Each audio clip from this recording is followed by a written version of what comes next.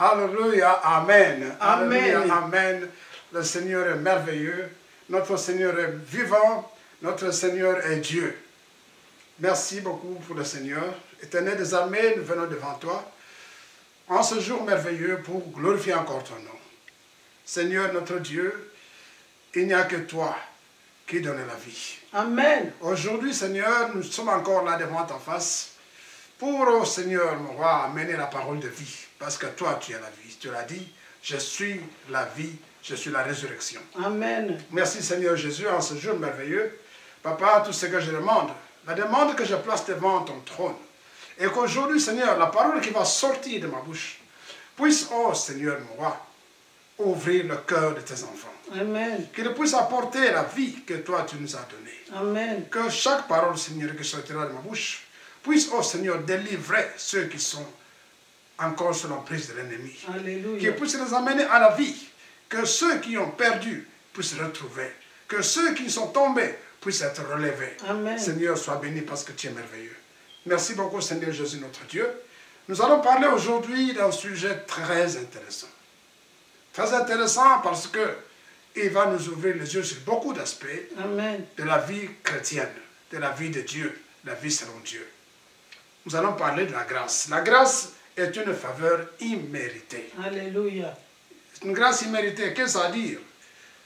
La grâce, c'est une largesse qui est accordée à quelqu'un, à qui a par exemple été condamné. Condamné à une peine lourde et de longue date. La grâce, c'est parfois le relèvement de quelqu'un qui a été déchu. On parle de la grâce quand quelqu'un a été déchu de sa position de privilège. La grâce encore, c'est quelqu'un qui a perdu l'estime. Et quand cette personne qui a été déchue, qui a été condamnée, est relevée par l'action divine, par l'action de Dieu, par l'amour de Dieu, est relevée à une position, à sa position initiale, une position de privilège, une position d'autorité, ça c'est une grâce. Amen. Pourquoi? Parce que ce relèvement dont il est bénéficiaire ne vient pas de lui. Ce n'est pas parce qu'il a travaillé, il a fait quelque chose. Souvent, vous êtes en prison, vous ne savez rien, on vous appelle, dès aujourd'hui, vous sortez de la prison, vous êtes parti.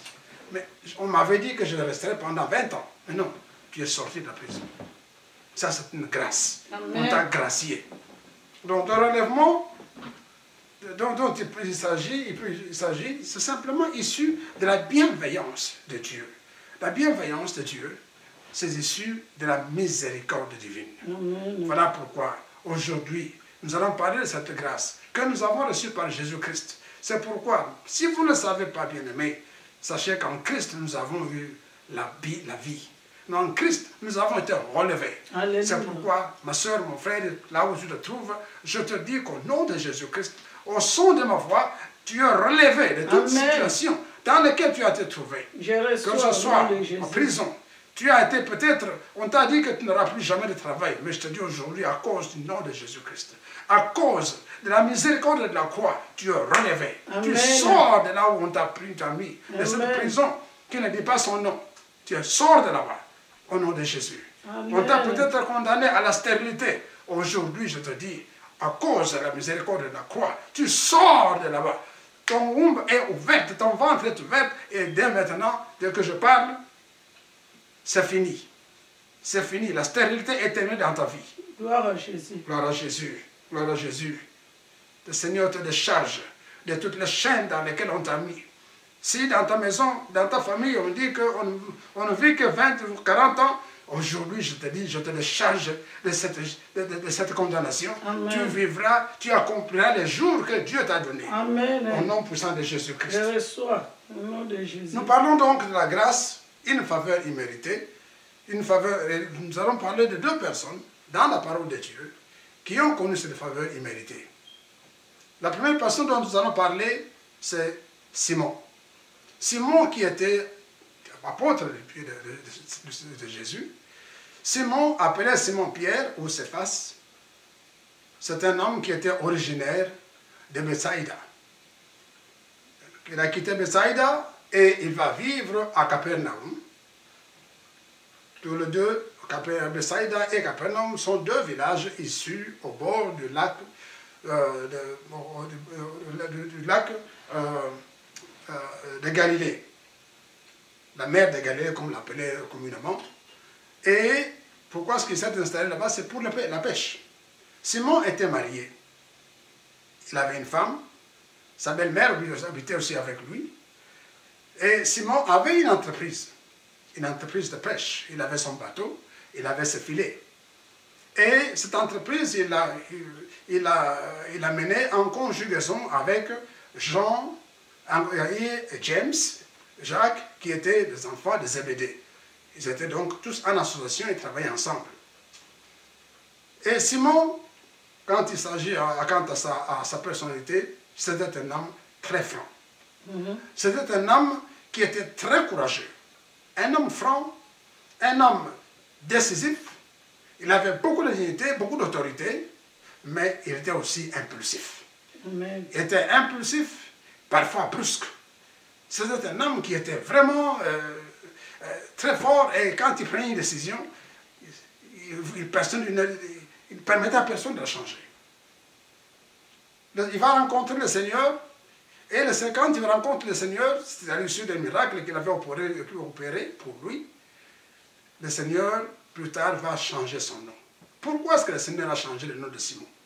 Nous parlons de grâce. Simon, quand nous regardons très bien, le mot de Simon dans la Bible apparaît la première fois dans la Bible, c'est dans Genèse chapitre 29, verset 33. Qu'est-ce qui s'est passé? Jacob, le fils d'Isaac, va chez son oncle Laban, et quand il arrive là-bas, il tombe amoureux de sa nièce, de sa cousine, pas nièce, cousine. Et Rachel, il voulait épouser Rachel. Il va demander à son oncle Laban d'épouser Rachel, mais Laban va lui dire que si tu veux ma fille, tu vas travailler 7 ans. Au bout de 7 ans de labeur, il doit prendre sa femme, et le jour de noces, la chose est changée, on va lui donner la grande sœur de Rachel, Léa. Pourquoi? Parce que la coutume n'autorisait pas que la petite sœur soit mariée avant la grande sœur. Alors là, Jacob se fâche, et il dit à son oncle, ce n'est pas juste, tu ne donnes pas ma femme, pourquoi tu vas me donner une autre femme? Et alors, son oncle lui dit, eh bien, c'est la coutume, tu prends la grande sœur, tu vas rester avec elle pendant une semaine, puis alors, après une semaine, je te donnerai Rachel. Mais alors, tu travailles pour elle 7 autres années. Le marché était conclu. Dès ce moment-là, le problème qui va arriver, c'est quoi? C'est que Jacob n'aimait pas Léa. Il vivait avec elle, mais il n'aimait pas Léa. Alors, la Bible dit que Dieu, parce que Léa n'était pas aimée, Dieu va fermer le ventre de Rachel et va rendre Léa féconde. Ainsi, Léa va avoir le premier enfant. Il va voir, le premier enfant, c'est Ruben. Il va voir le deuxième enfant, c'est Siméon. Et quand il va voir le deuxième enfant, il va l'appeler Siméon. Il dit, parce que j'ai été haï. Parce que Dieu a vu qu'on ne m'aime pas. On ne m'aime pas, c'est pour ça qu'il a vu, parce qu'on ne m'aime pas, c'est pourquoi il a nommé cet enfant-là Siméon. Ça veut dire quoi? Ça veut dire haine, qui n'est pas aimé. Et nous allons voir que Siméon, dans sa vie, il va devenir très très rebelle, très brusque. C'est lui qui va conduire toutes les opérations. Partout où il était, c'était un homme qui aimait beaucoup se battre. Ce nom-là de Siméon, c'est presque comme une malédiction. Parce que même quand il va venger sa sœur, qui a été prise par un prince, eh c'est encore lui qui va mener. Avec ses frères, il va inciter ses frères à aller jusqu'à aller venger la sœur Dina. Et quand ils arrivent là, ils vont tuer tous les gens dans la ville. Donc, Simon, c'était un nom de gens qui sont brusques, qui sont impulsifs. Et le Seigneur, quand notre frère Pierre, quand Pierre va confesser Jésus-Christ comme Seigneur, comme le Messie et comme le Fils de Dieu, le Seigneur va dire, à partir d'aujourd'hui, ton nom est changé. Tu ne seras plus Simon, mais tu t'appelleras Céphas. Tu t'appelleras Pierre. Et sur cette pierre, je bâtirai mon église. Donc nous disions que Simon, c'était un homme de foi. Un homme qui avait une foi très très très profonde. une foi franche. Il savait ce qu'il faisait, et dès qu'il avait rencontré, dès qu'il était convaincu que Jésus était le Christ, il l'a suivi jusqu'au bout. Amen. Et sa foi a été une foi ferme. Alléluia. Nous le voyons à une autre occasion, lorsqu'il se joue sur le lac, lorsqu'il devait traverser le lac, en plein lac, il y a une tempête qui éclate, et quand la tempête a éclaté, le Seigneur qui était resté derrière eux est en train de le suivre, et il voit Jésus marcher sur le lac. Au début, ils ont eu certains fantômes, mais après, quand Jésus s'est identifié, et il va dire, ben Seigneur, si c'est vraiment toi, appelle-moi, ordonne que je vienne jusqu'à toi, marchant sur les eaux. Wow. Vous comprenez, ce n'est pas facile. En pleine nuit, 3h, 4h du matin, le vent gronde autour de vous, et lui, un pêcheur qui connaissait très bien le lac, va demander à Jésus de marcher. Ce n'était pas quelqu'un qui était naïf, il connaissait le lac. Mais, par la foi, avec le regard fixé sur Jésus, il va marcher sur le lac. C'est la seule personne, de tous les apôtres, la seule personne qui a marché sur l'eau, comme Jésus-Christ. Et laissez-moi vous dire que c'est ce jour-là que l'élection de Pierre s'est faite. Ce n'est pas les gens qui l'ont voté. Ce n'est pas les autres qui ont dit non, parmi nous qui... Non, c'est à cause de cet acte héroïque de foi que Pierre a été nommé le meneur de tout le monde, le leader parmi les disciples. Parce que quand le Seigneur et Pierre sont rentrés dans le bateau, les autres ont reconnu. La Bible dit qu'ils s'agenouillaient, ceux qui étaient dans le bateau, le Seigneur avait calmé la mer, tout le monde s'est agenouillé, ils ont dit, vraiment, tu es le Fils de Dieu. Amen. Tu es le Fils de Dieu.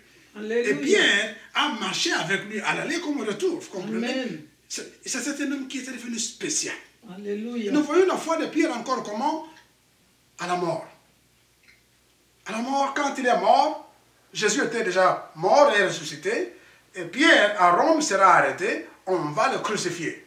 Il a dit, s'il vous plaît, ne me crucifiez pas la tête en haut, mais moi je dois te crucifier la tête en bas. Parce que mon Seigneur, Jésus a été crucifié la tête en haut, mais moi je veux te crucifier la tête en bas. Vous voyez, il n'y a qu'une personne avec une foi, même dans la souffrance. Il va accepter que lui puisse mourir, il va toujours respecter le Seigneur, honorer son Dieu. Il va dire, non, non, non, non, je ne veux pas que je sois comme lui. Je ne suis rien. Crucifiez-moi, j'accepte, mais la tête en bas.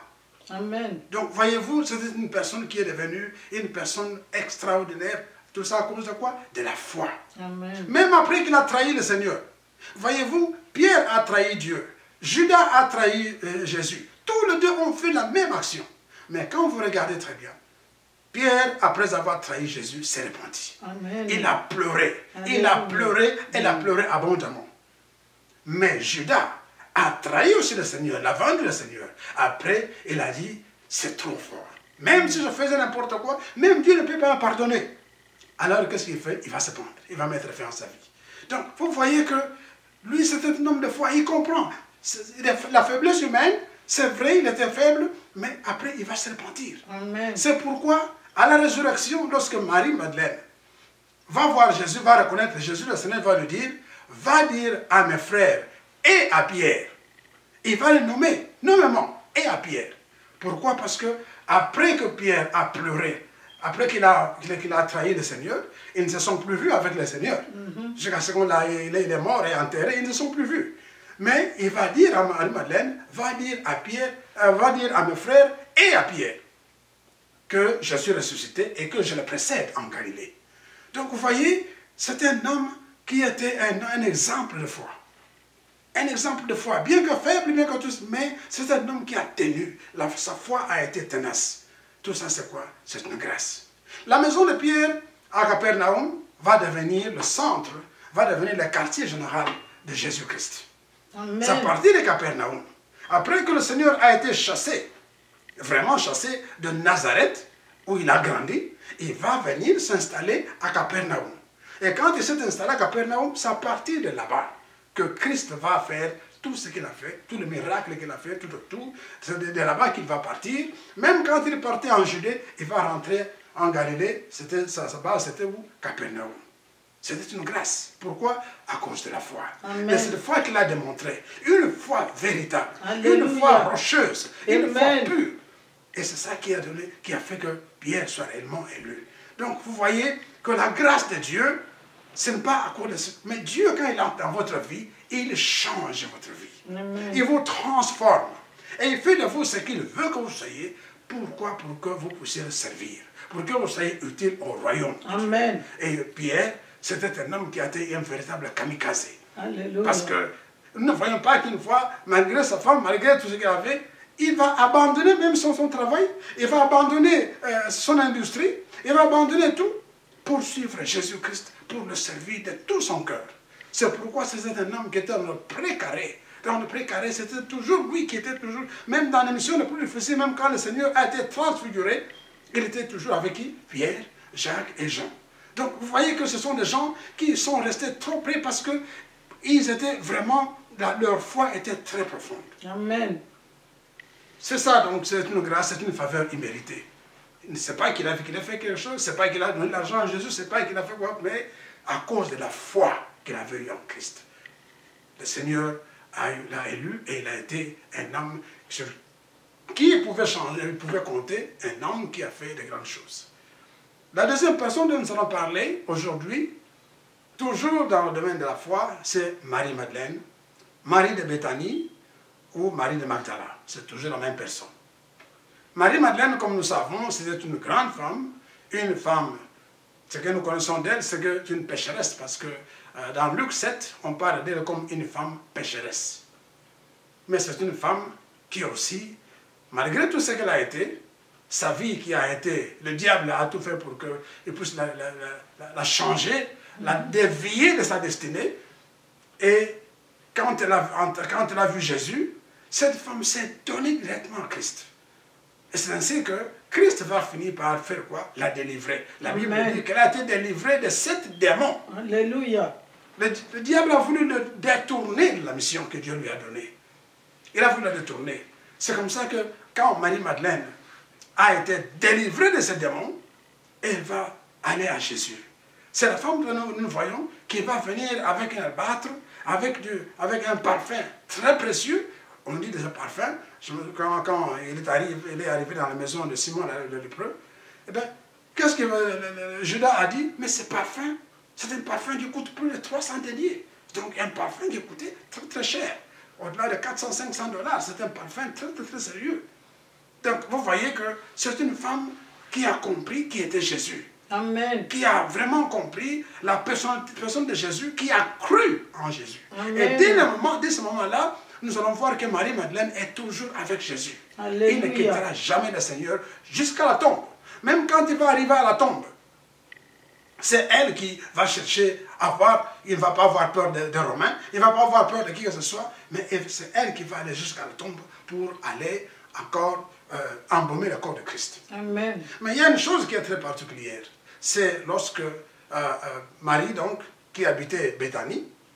Béthanie, c'était un village, une ville, à peu près 3 km de Nazareth, de Jérusalem. Alors, c'était en Judée. Et chaque fois que le Seigneur allait à Jérusalem, sa demeure, c'était où? Dans la maison de Marie, Marthe et Lazare. Amen. Parce que les 2 et les 3 habitaient la même maison. Ils étaient frères et sœurs. Et alors, à partir de là, ça c'était encore le deuxième quartier général. Il avait un quartier général en Galilée, et quand il allait à Jérusalem, c'est là-bas, à Béthanie, que Christ habitait. Et c'est de Béthanie qu'il allait enseigner à Jérusalem, puis il rentrait. Souvenez-vous qu'un jour, le Seigneur quittait Béthanie pour aller à Jérusalem, et en route, il a eu faim. Quand il a eu faim, il a vu le figuier, très beau figuier, mais qui ne portait rien, qui ne produisait rien. Il a dit, mais je pensais trouver des figues là-bas que je puisse manger. Et quand il a vu que le figuier ne pouvait pas lui donner, et qu'est-ce qu'il a fait? Il a maudit le figuier. Donc, c'est sur la route entre Béthanie et Jérusalem. Alors, nous parlons de Béthanie, pourquoi? Parce que dans la maison de Marie, c'est là que se trouvait son frère Lazare. Et Lazare, une fois, était malade, lorsque le Seigneur était parti, et très malade. On va envoyer quelqu'un pour qu'il puisse dire au Seigneur, ton frère, ton ami que tu aimes bien est malade. Rentre, est-ce que tu peux venir faire quelque chose? Le Seigneur va dire, attendez, et il va dire à ses apôtres, cette maladie-là ne conduit pas à la mort, mais c'est pour la gloire de Dieu. Il va attendre 4 jours. Le 4e jour, il va leur dire, rentrons à Béthanie. Ils rentrent en Judée, ils vont aller à Béthanie, mais en route, le Seigneur va leur dire, vous savez quoi, notre ami Lazare dort. Et les disciples disent, mais Lazare, s'il dort, il n'y a pas de problème, il se repose. Mais le Seigneur va dire, non, notre ami Lazare est mort. Il leur dit clairement, il est mort. Je pars là-bas pour le réveiller. Amen. Amen. Je pars pour le réveiller. Ils arrivent à Béthanie. Celui qui entend premier, c'est Marthe. Marthe court, vient voir le Seigneur, lui dit, ton ami là, il est parti, mais si tu étais ici, Seigneur, il ne serait pas mort. Mais maintenant, je sais que tout ce que tu demanderas à Dieu, Dieu va te le donner. Amen. Le Seigneur lui dit, ton frère va ressusciter. Mais Marthe ne croyait toujours pas. Il dit, oui, je sais. Il va ressusciter, mais au dernier jour, avec tous les saints. Le Seigneur lui dit, ne sais-tu pas que je suis la vie et la résurrection? Amen. Je suis la vie, je suis la résurrection. Quiconque croit en moi ne mourra pas. Amen. Quand bien même il serait mort, il vivra. Amen. Alors vous comprenez? Marthe dit, oui, je sais Seigneur que tu es le Fils de Dieu, que tu es le Messie qui devait venir dans ce monde. Voyez-vous, comme Pierre, Marthe aussi a confessé Jésus-Christ comme le Messie, comme le Fils de Dieu. Amen. Même dans le cœur de Marthe, la dimension de foi de Pierre n'était pas là.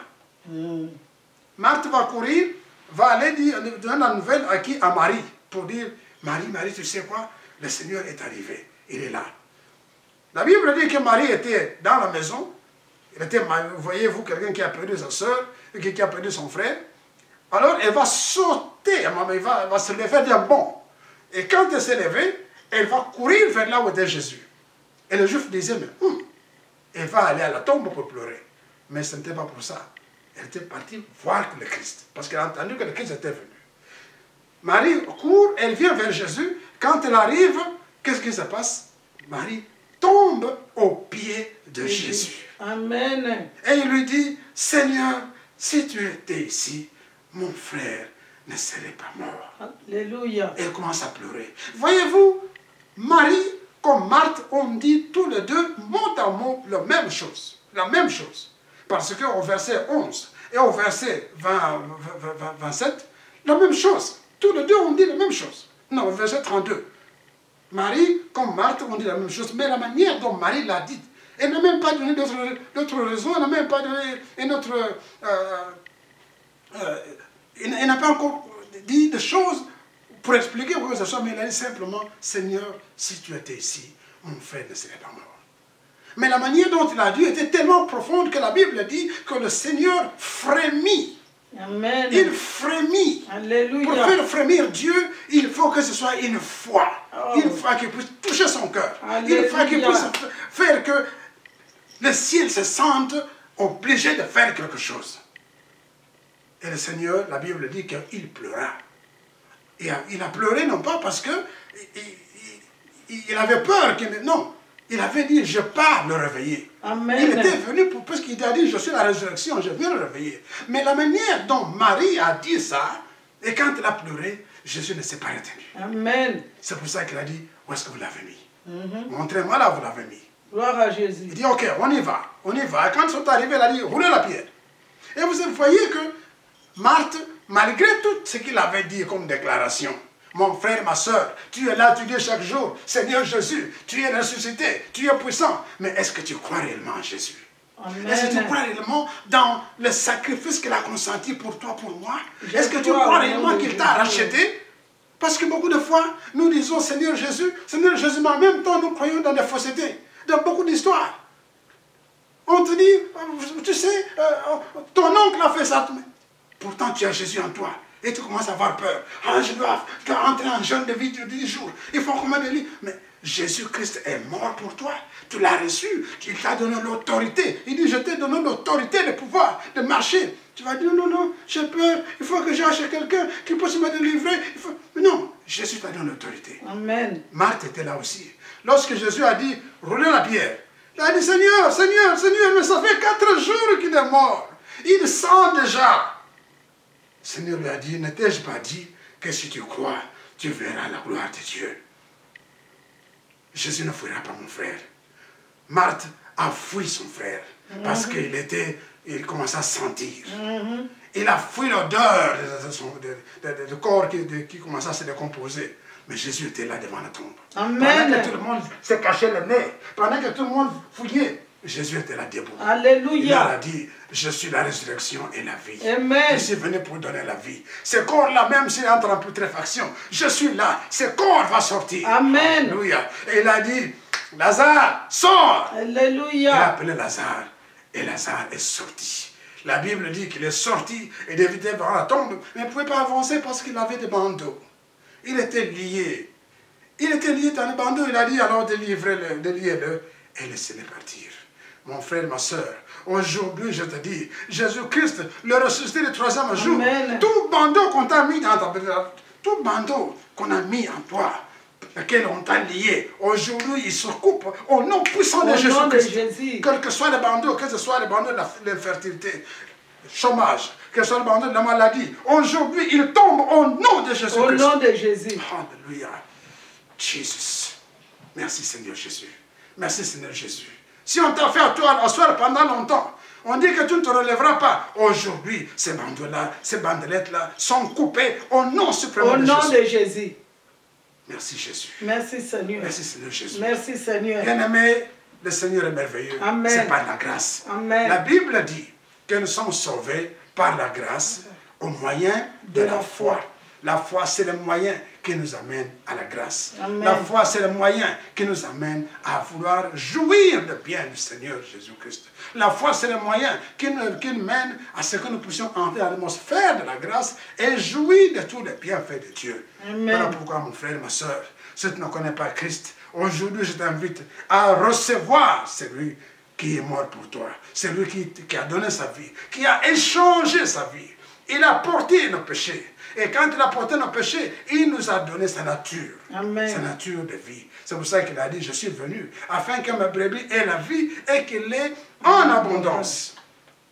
Que Dieu soit béni. Amen. Que Dieu soit loué. Amen. Que le Seigneur notre Dieu soit magnifié. Amen. En son nom puissant, nous prions et nous glorifions. Amen.